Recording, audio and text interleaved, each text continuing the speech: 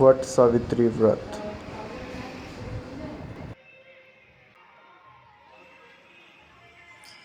वट सावित्री व्रत उत्तर भारत में काफ़ी लोकप्रिय है। इस दिन वट यानी बरगद के पेड़ की पूजा की जाती है। ये व्रत सुहागिनों को अखंड सौभाग्य का वरदान देता है। मान्यता है कि इस व्रत के पुण्य प्रताप से पति की आयु लंबी होती है। इस व्रत को शादीशुदा महिलाओं के साथ कुंवारी लड़कियां भी करती हैं। जानिए वट सावित्री व्रत की पावन कथा। पौराणिक एवं प्रचलित वट सावित्री व्रत कथा के अनुसार राजश्री अश्वपति की एक ही संतान थी, सावित्री। सावित्री ने वनवासी राजा द्युम्नसेन के पुत्र सत्यवान को अपने पति रूप में चुना था। लेकिन जब नारद जी ने उन्हें बताया कि सत्यवान अल्पायु है, तो भी सावित्री ने अपना निर्णय नहीं बदला। वह समस्त राजवैभव त्याग कर सत्यवान के साथ उनके परिवार की सेवा करते हुए वन में रहने लगी।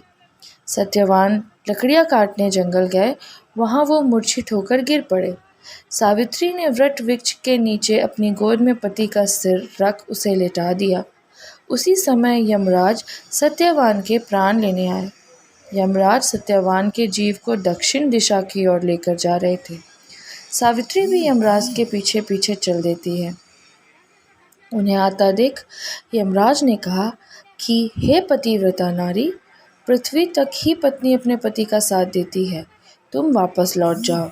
सावित्री ने कहा, जहाँ मेरे पति रहेंगे वहीं मुझे भी रहना है, यही मेरी पत्नी धर्म है।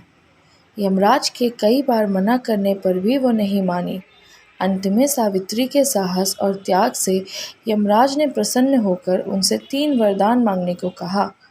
तब सावित्री ने सास ससुर के लिए नेत्र ज्योति मांगी, ससुर का खोया हुआ राज्य मांगा एवं अपने पति सत्यवान के 100 पुत्रों की मां बनने का वर भी मांगा। तीनों वरदान सुनने के बाद यमराज ने कहा, तथास्तु, ऐसा ही होगा। यमराज आगे बढ़ने लगे। सावित्री ने कहा कि हे प्रभु, मैं एक पतिव्रता पत्नी हूँ और आपने मुझे पुत्रवती होने का आशीर्वाद दिया है। यह सुनकर यमराज को सत्यवान के प्राण छोड़ने पड़े।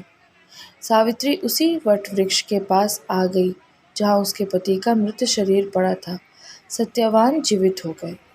इसी प्रकार सावित्री ने अपनी पतिव्रता व्रत के प्रभाव से न केवल अपने पति को पुनः जीवित करवाया, बल्कि सास को नेत्र ज्योति प्रदान करते हुए ससुर को उनके ससुर का खोया राज्य फिर दिलवाया।